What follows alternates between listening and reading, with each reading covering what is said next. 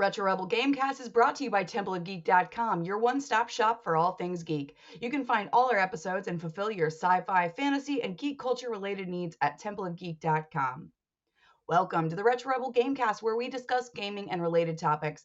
Retro Rebel is released Fridays, and you can find this episode and much more by heading to templeofgeek.com or wherever you download your favorite podcasts. You can even find us on Facebook and Instagram at Retro Rebel for exclusive content and to see what else we're up to. My name is Amanda, and this week I'm joined with a special guest co-host, Holly. How you doing? Hey, I'm good, thanks. Excellent. Now, we brought Holly on because Holly, as I'm sure you can tell from the background if you're watching this on a video format, is a very big stealth games fan. And today we're going to be talking about the top 30 stealth games of all time. But first, before we do that, we have a little tradition on the show where we talk about what we're playing right now. So, Holly, what games are you into at the moment? Right now, I'm playing the expansion for Ghost of Tsushima. It's Icky Island, and I am loving it. I love the extra little stuff with the six-axis controller of getting to go to animal sanctuaries and play the flute for them to calm them, and they'll come up and I'll stroke them. I've got like a million pictures from photo mode now of my character of Jin just basically stroking cats. It's a lot harder. It's really made me adapt my gaming style. So I'm really enjoying it. Oh, awesome. It's funny because Ghost of Tsushima is one of our regular hosts, Stacy's favorite games of the recent last couple of years. He was like, it's very atmospheric, and even the things that are in standard games that you kind of take for granted, like location, like tracking where you're supposed to get to next, is done so beautifully in the game. He said it's with some sort of wind mechanic. Am I remembering that correctly? Yeah, yeah. You just follow the wind. It's wonderful. See, They I do think have I like think a that's quite cool, you accessibility. know. Yeah, I love it. I love the fact that you follow the wind and everything blows through it, and like his cape will ruffle through, so you can really see all like the pollen or cherry blossoms flowing through it, and like accessibility features are really good as well because you can help kind of change the color a bit, but I think it needs to be tweaked just a little.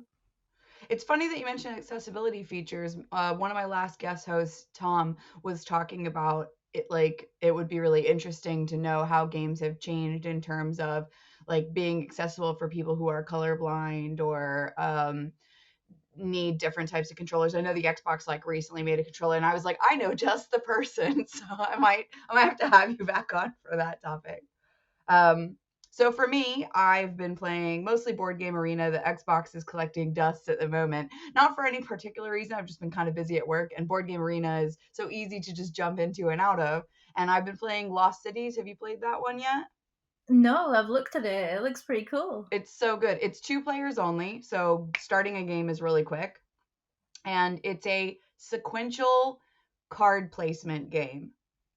So it's like part push your luck and part strategy. And there are 5 different cities that you can explore. If you open up all the 5 cities, you'll end up with super minus points. So you need to be selective about where you think the cards you're going to get versus the cards they're going to use are. So very early in the game, where you start to place your initial things kind of helps guide further rounds. There are 3 rounds in total. And I have to say, I am winning it more than I'm losing it. So I think maybe it's just the sort of game that I inherently understand. But I know some people probably could count and actually have a good idea of what not amount of points they're gonna get. I don't. I'm just like, this feels right, but I played it a lot, and actually, while I was at the gym today, I was playing it on the treadmill, and I didn't even realize that I had walked for 30 minutes and while I was playing, and I was like, this is great. So it's pretty fun. I recommend it if you have any interest in it at all. Yeah, I'll check it out. Well, that brings us to the reason why you're really here, which is our main topic, the 30 best stealth games of all time, according to videogamer.com. I think that's important. This isn't our list.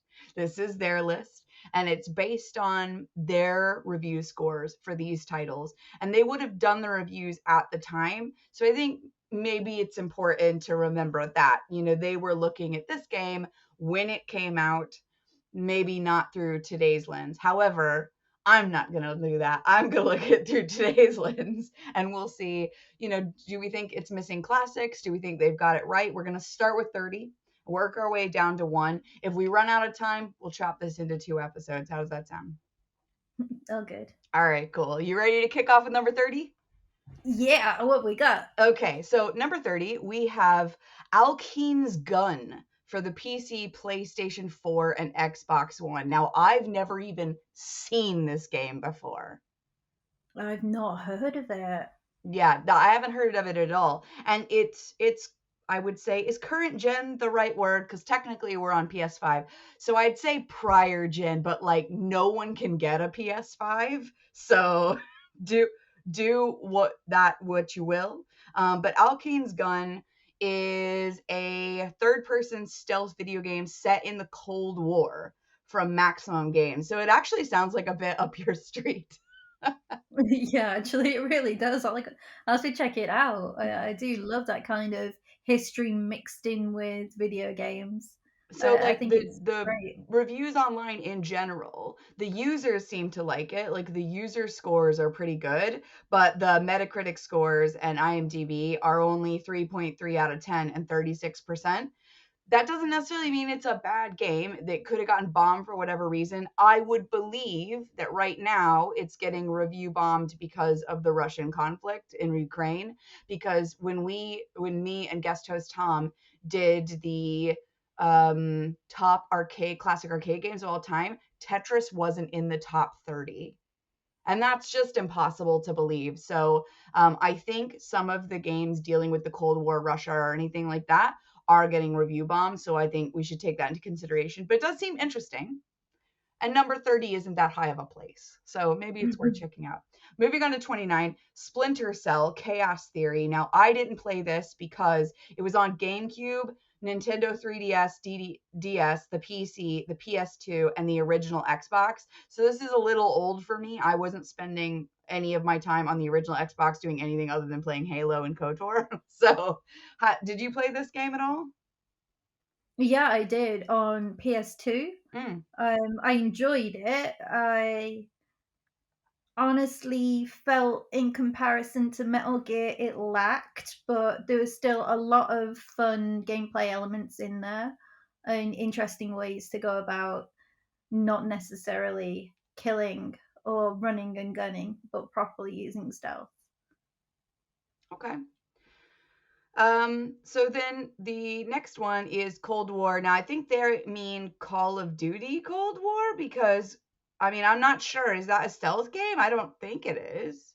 No, no, Have you that's ever heard of this title? no, not if it wasn't Call of Duty, and that's like first person shooter. Anything but stealth, really, isn't it? So I've just quickly looked at the review from this page. Apparently it's a 2005 stealth game from a Czech developer called Mindware Studios, and it's similar to Splinter Cell because it's stealth action. 92% of users on Google liked it. It probably is decent. But I've never played it. I've never even seen the box art, which is like quite a serious dude in a combat vest tied to a chair with his head down. I've never seen that box art, so I don't know what's going on. But once again, Cold War could be up your street. Number 27, Hitman HD. Now there are a lot of Hitmans on this list, and I know you said Hitman not really your thing. I have played some Hitman, don't remember exactly which one. It was on the Xbox One, so it couldn't have been Hitman HD Trilogy because that's a PS3 Xbox 360 title. But I'll just say, whenever we get to them, just in general, Hitman, I think, is a great franchise. It's very creative. The story changes based on what you do, and there are funny ways in order to assassinate people. However, you don't have to play it like a stealth game. Like you can just run and gun if that's what you really want. It is less effective to do that. But I think some of the games have gotten too campy, and I'm just putting it out there that like it's less serious and it's more goofy. I think there's even one with a chicken suit. It's a bit weird. So I do like Hitman. I don't think I've ever completed one. The last one that I played, he was in some, I think like Chinatown or Chinese market, and was getting shot from like multiple directions. I just kept dying, and I just was like, that's me done. There, it had created an autosave after I failed the stealth, so I could never get back to without like backtracking 3 hours of gameplay, and I'm too lazy for that. Number 26, Thief for the PC, PlayStation 3, PlayStation 4, Xbox 360, and Xbox One. Now I have played this. Have you played it? It was so long ago, PS3 era. I don't really remember that much about it. You're not the only one. It wasn't that memorable. I'm actually surprised it's that high. It was one of the pseudo launch titles. It was very early in the Xbox 360, if I remember correctly. Like, this was one of the first few games that were out, and it's only on the Xbox One because Xbox One is backwards compatible. I remember it being fine. I don't remember anything about the story. The controls, I think, were good. I don't think I finished it though. I don't think the story was interesting enough to compel me, but I have played it. I just don't. Is it really number 26? I think there might be better games. Yeah. Which brings us to 25, Splinter Cell Pandora Tomorrow for, I can tell you I didn't play this, Game Boy Advance, GameCube, PC, PlayStation 2, Xbox. I wasn't playing Splinter Cell on the original Xbox. Have you played it? Not that one, no. No. 24. Now, I think this sounds really fun, and I like the sort of cheeky, almost cheeky joke. Number 24 is Serial Cleaner for the PC, PS4, and Xbox One. Now, have you played this? I've not, but I've seen stuff on it and it looks really good. Like, the artwork is really adorable. I'm just gonna hold it up to the camera so people who are on visual media can see it. It's like a very unique art style. It's a 16 plus game. It's story driven, and it takes place in the 1970s in America. Like, I'm just so about generally that theme. I think it would be really fun. The guy has a porn stash. Come on, you know? I think it's great. It says you're a professional cleaner. Your job is to clean up murder scenes, get rid of bodies, get rid of bloodstains, and hide incriminating evidence. So it's kind of a different stealth game. It's not your stealthing away from enemies. It's like removing all trace of murders. That's just so unusual to me. So I think that's really a standout. I think for the originality, maybe it even should be higher. It's just an original stealth idea. I don't think we're going to get anything like that further up the list. Yeah, I agree. 23. Did you own a PSP? Yep. Okay, so you're the only one who could have played this one. It's Shinobito Tales of the Ninja for the PSP. Oh my.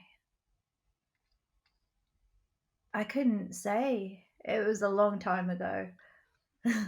Shinobito. Let's have a quick look here. I remember Shinobi. So Shinobito. Shinobito Tales of the Ninja. It is a PSP game. Has 5 out of 5 stars on eBay, and 96% of people on Google liked it. It is a stealth game published by Acquire for the PSP. It's a sequel to Shinobito Way of the Ninja.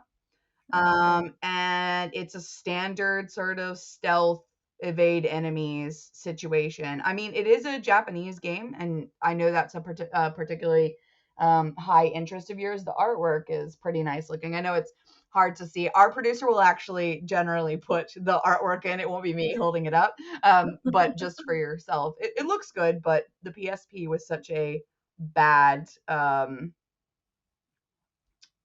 system. Not many people really had it. My very first high school serious boyfriend had one, so we might get to a game that he played at some point. Okay, so that one was 23. 22, Tenchu Shadow Assassins for the PSP and the Wii. Right, I've not played this one, but I'm really surprised that the original Tenchu Stealth Assassins that came out in 1998 for the PlayStation isn't on this list because it was one of the kind of original 3D stealth formats where you couldn't complete it if you were trying to just run in and attack. You had to be smart, you had to be tactical, you had to be really clever with what you chose.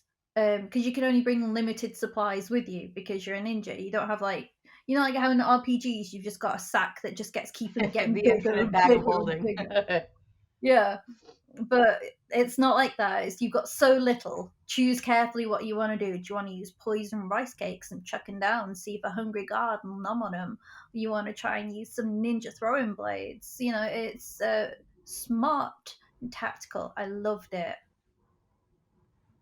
Yeah, so that is quite weird that the original isn't on this list. Now, I'll say, I bet it's not on this list because this list is based on the review scores that this website has done. And since it came out such a long time ago, I bet this website didn't even exist.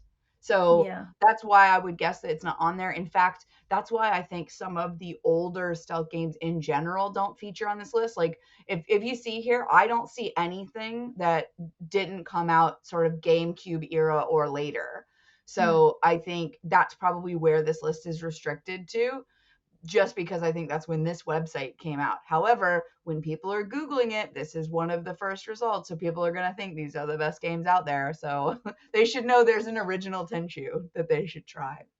All right, number 21, Tom Clancy's Splinter Cell Double Agent for the Game Boy Advance, GameCube, PC, PlayStation 2, PlayStation 3, Wii, Xbox, Xbox 360. I have played this one. I don't remember it, but Splinter Cells are sort of all the same. I do enjoy them, but I'm not really paying attention to the story. I'm just trying to sneak around. Have you played this one?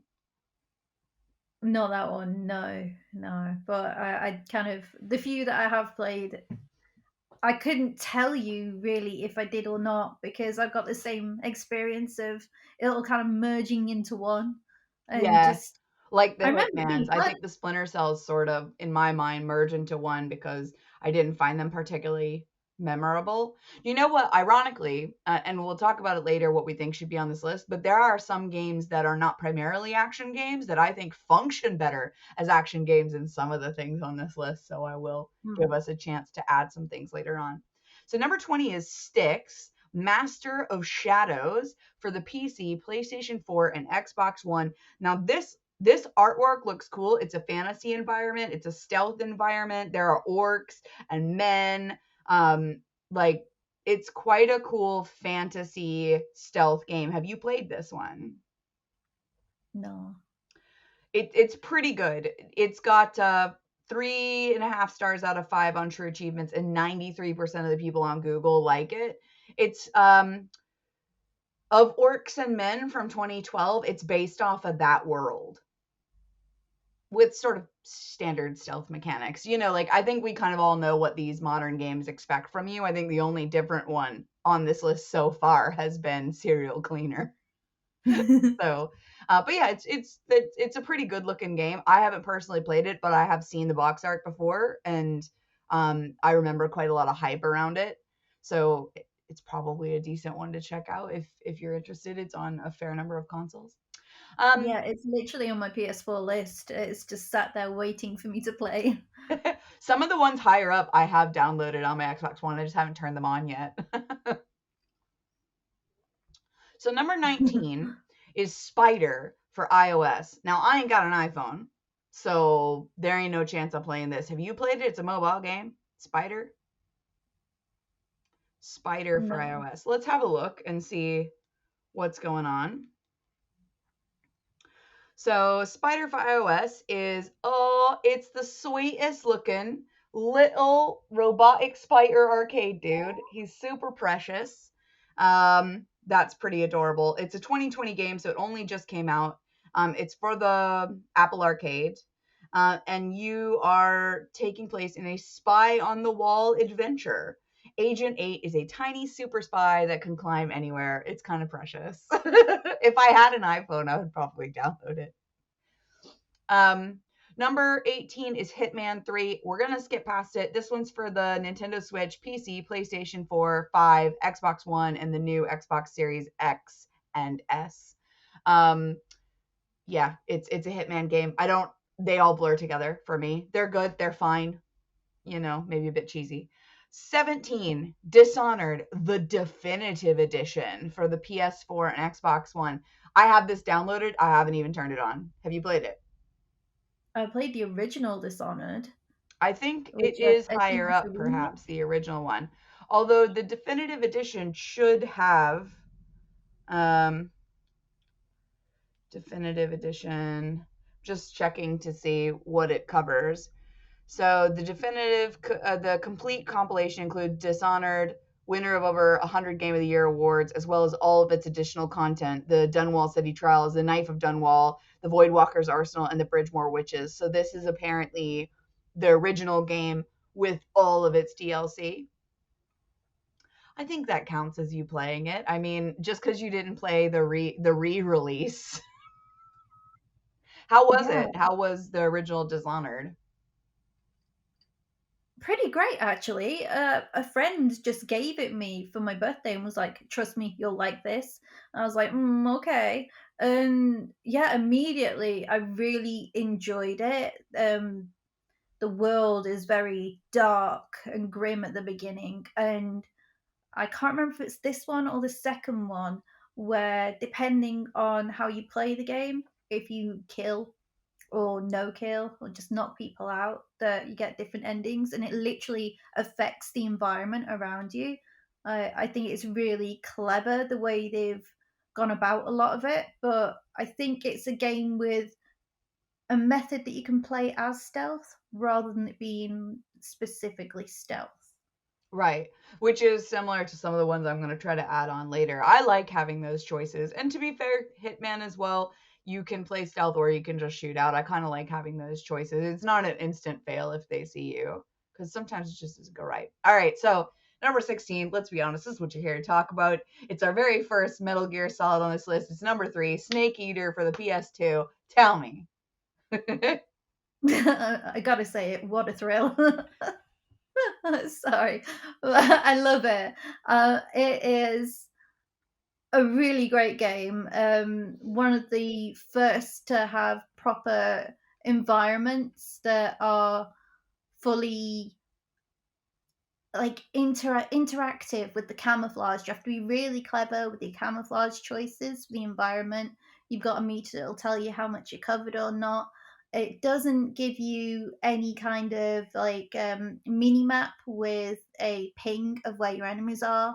You have to kind of sit still, and the game kind of lets you almost feel by like a wibbly kind of line around Snake where there's going to be a enemy or not. I must admit, when I first played the game, I got lost and turned around in the jungle like 8 times because it was just so confusing to me. Everything looks so similar, but as soon as I got the hang of it, I really enjoy it. Again, it's a really interesting Cold War era story with an unnamed patriot, the boss, who's like the master of Snake, who becomes later Big Boss. And kind of like the main thing is that she sacrificed her life and everything because she felt that the Cold War wasn't a war worth fighting, and that she just wanted unity because during the Second World War she was there with her friends on both sides, be it Russian or American, and she wanted peace. And there's a lot in the Metal Gear saga about how the will of the boss has been misinterpreted throughout numerous different people through numerous different games. So it's really, really influential and has huge ripples for the rest of the saga, the storyline. You've got your usual Kojima crazy bad guys, Volgin with like shooting lightning out of him and huge, great big like Metal Gear kind of prototypes. It's really enjoyable. You've got your silly spider, a lot of James Bond kind of setup as well, like lying down in front of a roaring fire on a on like a tiger rug type thing with a big bosomed blonde lady spy. So yeah, you've got so much in it. And again, it taught me so much history. Like, I learned so much about the Cold War from playing this game. It's amazing how much history, like genuine history, that Kojima games have taught me. Well, you'll have several more opportunities to talk about Metal Gear Solid and Hideo Kojima, as I'm sure you can imagine they feature very heavily on this list. Shall we scoot to number 15 then? Okay. Sure. So number 15, and I'm going to hit these in rapid succession. We've got Hitman Blood Money for the PC, PlayStation 2, Xbox, Xbox 360. Then 14's Hitman 2 for the PC, PlayStation 4, and Xbox One. And then 13 is Hitman Episode 4 Bangkok for the PC, PlayStation 4, Xbox One. If we've played it, they've all blended together. It's fun. They're all fine games. We're moving on. Number 12, The Saboteur for PC, PlayStation 3, and Xbox 360. Ring any bells for you? Yeah, I played a little bit. I enjoyed the stealth action in it, but felt that the controls sometimes were a bit stiff. Like, I would have liked it a lot easier, but at the same time, accessibility wasn't as much of a priority for game development back then. Yeah, in the 360 era, I think it was less of a concern. I have to say though, I am surprised to see the Saboteur higher than Metal Gear Solid 3. That is quite a weird choice. I would say that Metal Gear Solid 3 is much more genre defining than that. But number 11 is once again another Metal Gear Solid title. This is the HD collection for the PS3, the PS Vita, the Xbox 360. I'm assuming you have this.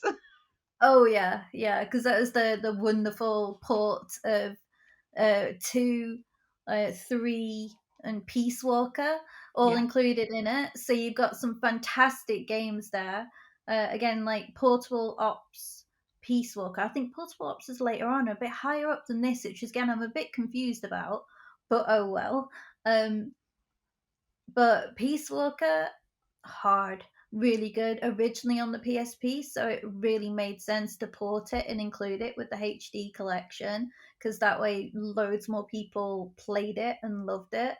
And that's where you're following like the saga of Big Boss on Okay. after the end of Metal Gear Solid 3.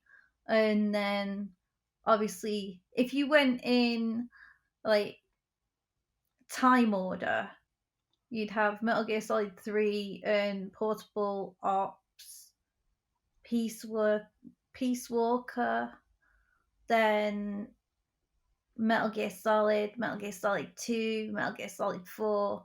Oh, actually, I left 5 out. Phantom Pain. Phantom Pain would be before that. Now, It's all just timey-wimey. like peeking ahead in this list, the only games you're not going to be able to talk about later on that are included in this collection but aren't featured later is Metal Gear Solid Peace Walker and Metal Gear Solid 2 Sons of Liberty. Out of those two, yeah, Metal Gear Solid 2 is only included in this HD collection on this list. That is mind-boggling to me because so many people say it's like an absolute all-time favorite of theirs. So that is, again, maybe it's just because it's a bit too old. Like, I'm really surprised Metal Gear Solid itself isn't on this list apart from in the HD collection, because it was genre defining. Like, Kojima created a game where, like, originally you don't have to kill, it's a choice. And Metal Gear Solid, I mean, it's so absolutely defining. You can tell it is completely influenced by the cinema, the American cinema, like Escape from New York. You like call me Yeah. Pliskin. Yeah, just a little absolutely geek out at that. I love it. But you can really, really tell. Well, that's like Metal Gear Solid 2, Call Me Pliskin. How the influences have kind of all culminated, and like you're Solid Snake, you are the best, you've retired, you've been called back, go and do one more last mission, save the world from One the more terrorists. time. Yes, one more. So save the world from the terrorists. They've got a nuclear equipped walking battle tank, Metal Gear. Metal Gear Rex, and you've got to go and infiltrate Shadow Moses Island, and you come up against a whole array of Foxhound, Snake's former unit, that now are all turned against him, and they have all unique, funny little quirks and gifts. So there's different ways to go and fight each one. I mean, there's a great big, huge, like, Native American dude with Vulcan Raven, great big raven tattoo across his forehead. Who somehow, like Snake actually comments on this, how did a big guy like you fit in that tank? And so you've got to come across a tank in a mined field, and you've got to attack it using grenades. Oh So man. it's like the little guy versus everything. And you meet Merrill, who is Roy Campbell, the guy who's pulled you out of retirement, the guy you really respect. That's his niece. And she's there, so you gotta help rescue her too, but really she don't need saving. She's there. She first thing you do is like she beats you up and breaks out of prison, steals the clothes of a guard, and then legs it. And of course, you've got that awful kind of Kojima thing of go around and stare at different guards' bums to go and see if you can find the one that wiggles, and that's Meryl. So it's That's just insane. well, that's Kojima. Honestly, just that's insane. That is Kojima. I just Metal Gear Solid. I think again taught me about nuclear proliferation and about like all the even the stuff like Start One and Start Two, the legislation around it. If you watch the cutscenes that can be quite long and in depth, then you learn a lot. But some people just skip the long cutscenes. But for me, I kind of love the way that Metal Gear games are traditionally a movie that you play as the protagonist. And sometimes you're really in depth playing, and then sometimes you're just sitting back and you're watching a little movie to fill in the gaps in between. And the little dance of exposition, and it's wonderful. I truly enjoy it, particularly as like a spoonie who needs a bit of a break sometimes. Right. So it's perfect to just be able to rest my arms a bit and watch a 15-minute cutscene. Excellent. Well, you're not going to be happy when you realize that this is only number 11 and that number 10 is and I have to be honest, I remember when Splinter Cell Blacklist came out and it only sold 2 million copies. It was a flop. To see that it is beaten a Metal Gear Solid collection is super weird. Now, it is a popular game. Everybody likes Splinter Cell. I get that. But it sold terribly. So I feel like that should be way lower on the list. Way lower. Maybe swap that one with Metal Gear Solid 3 and put the other one higher. Did you play Yeah. Blacklist? Nope. I mean, probably not. Nobody bought it. So No one bought it. the next one. So we're solidly into the top tens now. So we're hitting the home stretch. Number 9 is a game called Volume for the PC and the PS4 and the PS Vita. It's our first PS Vita game. Have you played Volume? No, I didn't buy a Vita.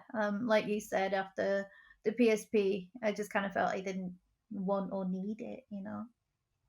So Volume is apparently an indie stealth game, and it's I would describe this art style as somewhat cubist, if that's possible. Um, it's a sort of top down. I don't know how well you can see the screenshot. It's sort of a top down situation where you can see through walls. The enemies and you are not very finely detailed. They have gaze patterns and things like that. You can build and make your own levels. That's pretty unusual. But graphics wise, this is not a AAA title. Perhaps it's so high on the list because it has that sort of Minecraft creation element, which none of these other games really do. But I do think it's kind of a strange pick for. I mean, it is on PS4, but it's a $20 game. Like this isn't a big title. To be very high up on the list, I don't know. There's nothing wrong with indie games being very popular, but I don't see why this one would be so popular. I've never even heard of it. Yeah, I've not either. It may just be that the videogamer.com reviewers just really love that style of game, and they were very generous with their review. Number 8, another Hitman, Episode 1, The Showstopper for PC, PlayStation 4, Xbox One. Hitman games are fine. Get them if you want. Number 7, Splinter Cell Conviction for the PC, Xbox 360. I think this is the one I owned, now that I'm thinking of it, because I haven't played a Splinter Cell game since I had a Xbox 360. I have no distinct memories about it other than being on a pipe for a really long time because I couldn't get the guard pattern down. Um, that's the only thing that I can remember. And it could be a different Splinter Cell, but I think it's this one because it's a 360 one. And I know I didn't buy Blacklist. So, number 6, Hitman Episode 2, Sapienza for PlayStation 4, Xbox One, PC. Hitman games are fine. Buy them if you want to. Moving on. Now, number 5, weird pick for me. I Metal Gear Solid games are great, but Portable Ops for the PSP is your number 5 pick. How many people played that?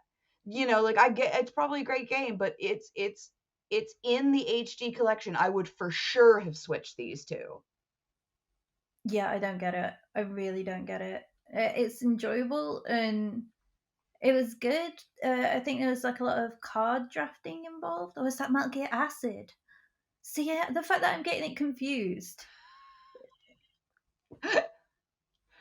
I'll have I a mean, quick look for you.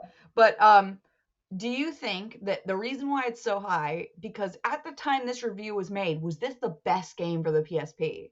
Because that's the only way that I can rationalize it. yeah, probably. Because if this was the best game, then maybe that's why they were so generous with the review, because they were just so excited to have something good to play on the PSP. I'm so savage. Um, so let's have a look just quickly, see if we can figure out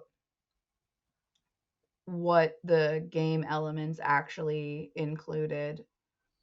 Gameplay. Okay, so utilize the camera system from the subsistence edition of the game Snake Eater. The main addition to MPO is the Comrade system. Instead of the solo missions of previous GS games, the MPO goes for a squad-based approach, with Snake having to recruit allies and form a team of trained specialists. Is that what you mean with the card thing?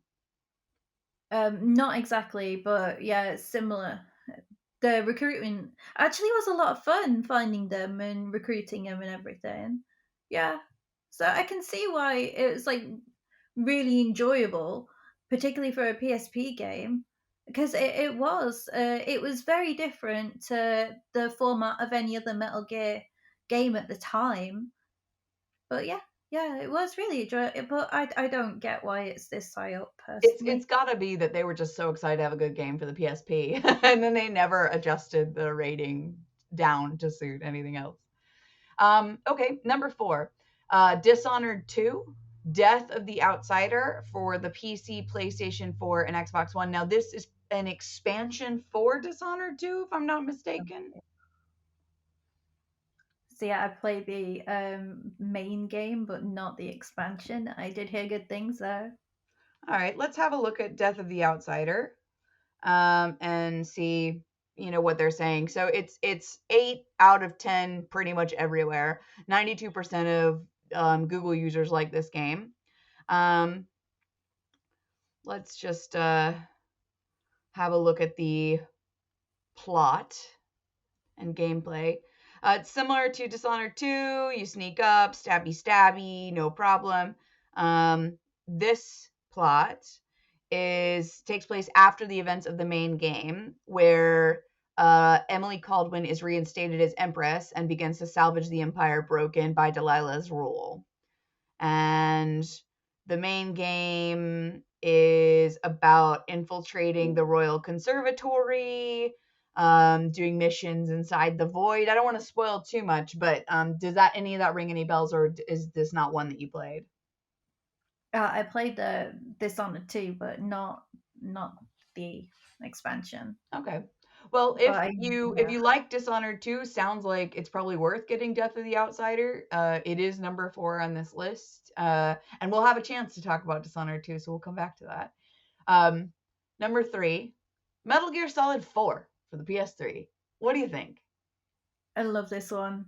It's sometimes a bit controversial because again, there's a lot of cutscenes. I think someone said it was like the longest opening cutscene at the beginning. And it's really interesting because when you first boot the game up and start it, you have this weird, like, what Kojima thought the TV would be like in the future. And you can flick through the channels and see different shows and like actually watch like weird different little bits of TV shows. And then there's always an advert for a PMC. I think my favorite was Praying Mantis, wakey, wakey, because that was the British PMC. So, of course, it had to have a voice like this. And you get in the game and you're like old Snake, and it's this wonderful, like, monologue of how he says, war has changed. It's no longer about ideologies or ethnicities.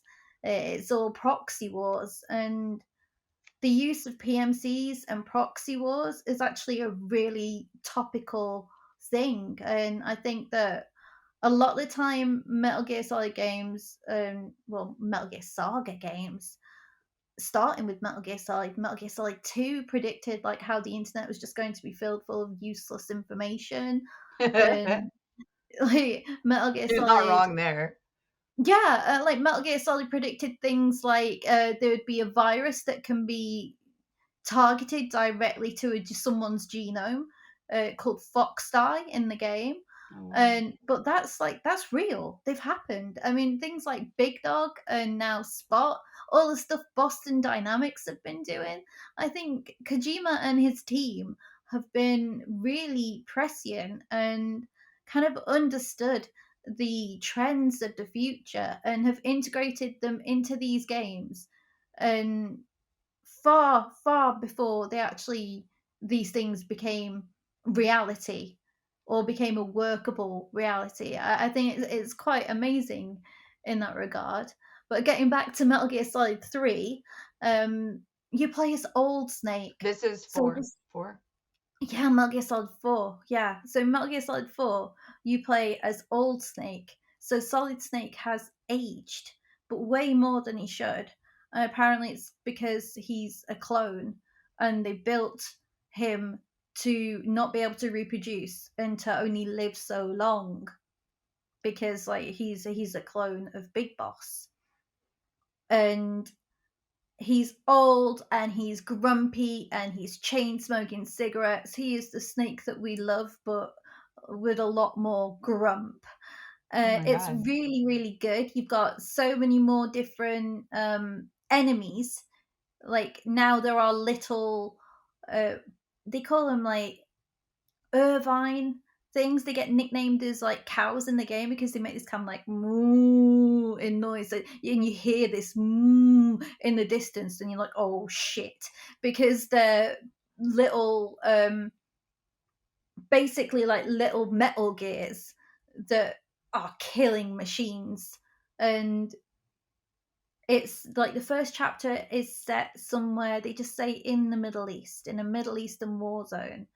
And I find it really interesting because you meet Drebin, who is a gun launderer.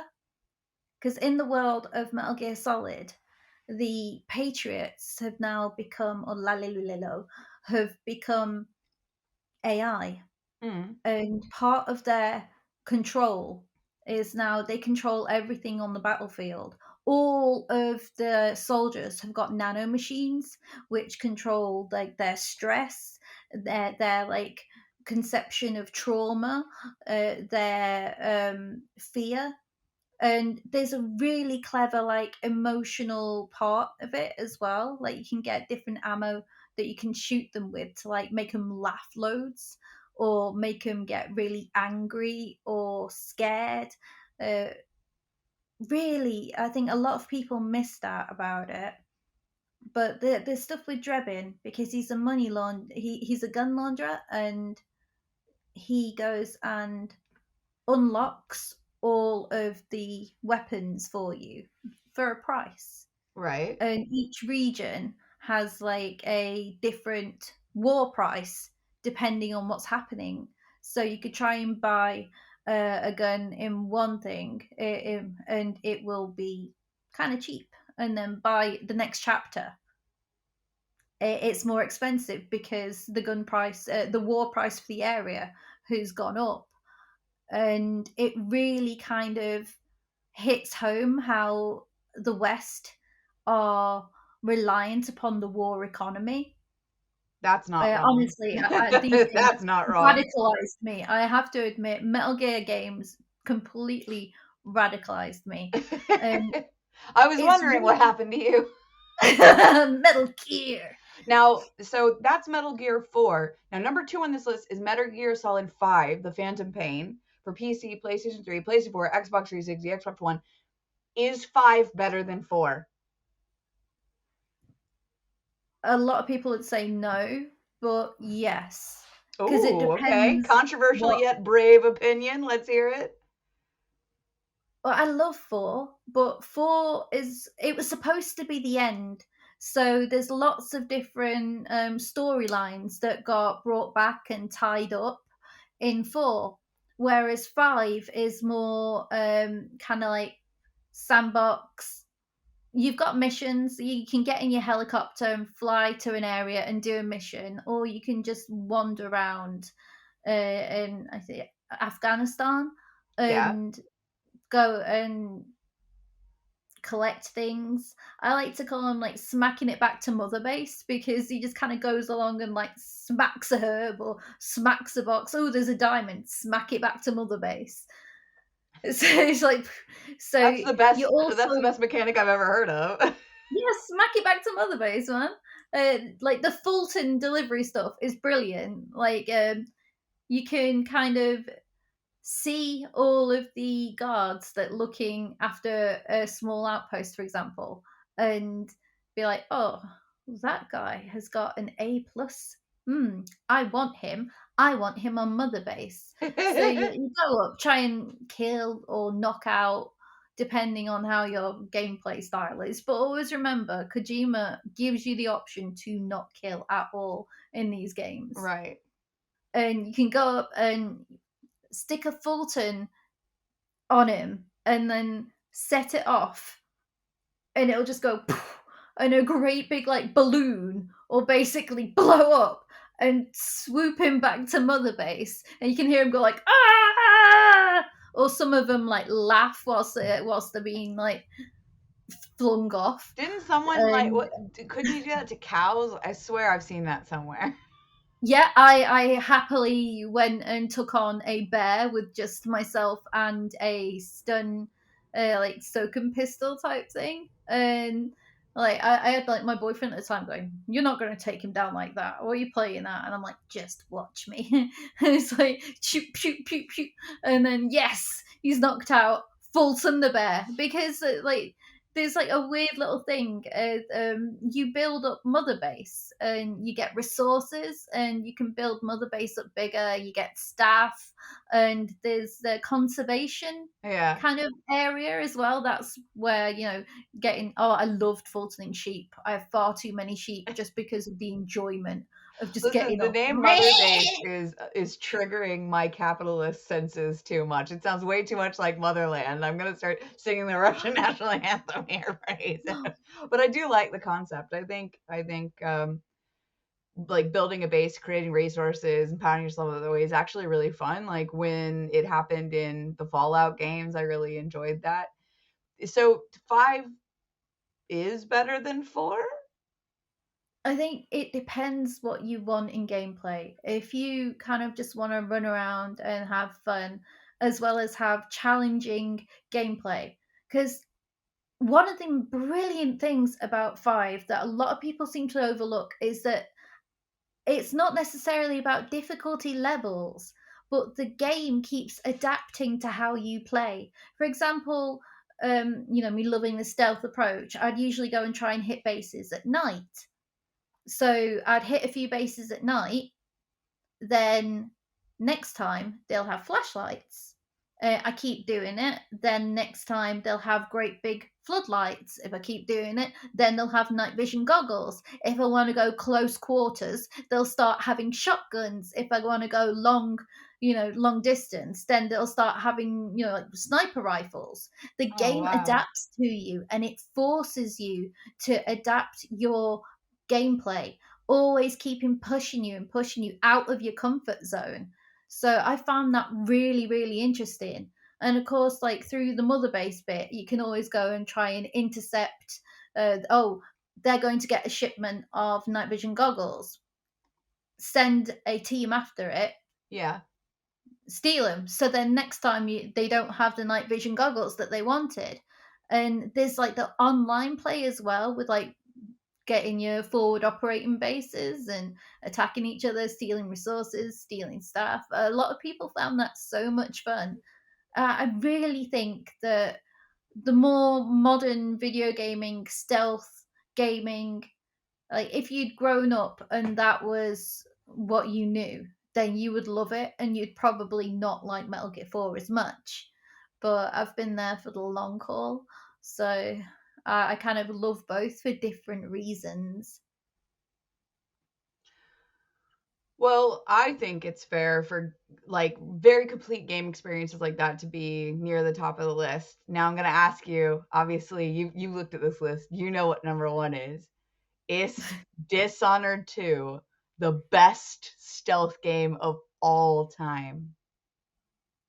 I mean, from my personal opinion, no, but I think it is brilliant.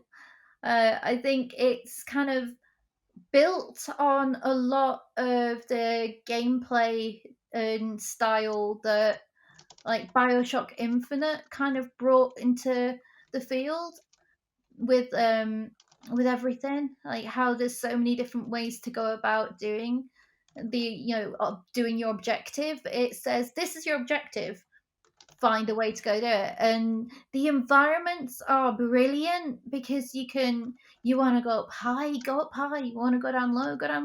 You want to crawl through some vents, turn into a fish, swim through some things, turn into a rat, scuttle by. It's so imaginative and intelligent, and I think that's why it's so high up. I wouldn't say it's number one stealth game, but it is a fantastic game. There is so many different ways that you can link things together to go and create an absolutely enjoyable playing experience. And again, the environment adapts to how you play. If you go and kill loads, it's going to get darker, it's going to get grimmer, there's going to be more flies around the place, it's going to look nasty. And the ending, again, changes depending on if you've gone no kill or few kill to lots of killing. So I found that really interesting. I like games that challenge me like that, and it's so imaginative.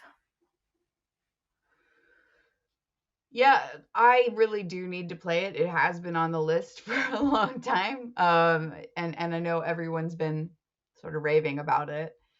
Now, this list is pretty good. There's a lot of hard hitters on here. I have some things that I would add, so I'll briefly tell you, and then you tell me if there's anything you would add to this list. So, the first one is Deus Ex.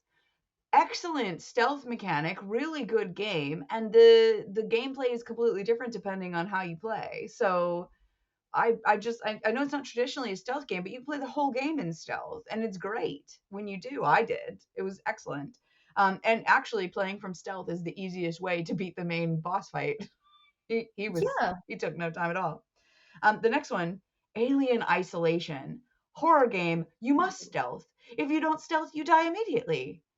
I mean, and what a creative way to use stealth. Like, this is like bone chilling, super scary stealth. I love it. I'm obsessed. And then lastly, I would add The Last of Us 2. I don't have a PlayStation, but I watched this being played and it is 99% stealth. Like, if you don't do that, you quickly get overwhelmed. And like you were saying, the environments and the bad guys and everything, they learn and change and they grow with you. And I think that's a hallmark of like excellent modern games. So those three I would for sure put on the list.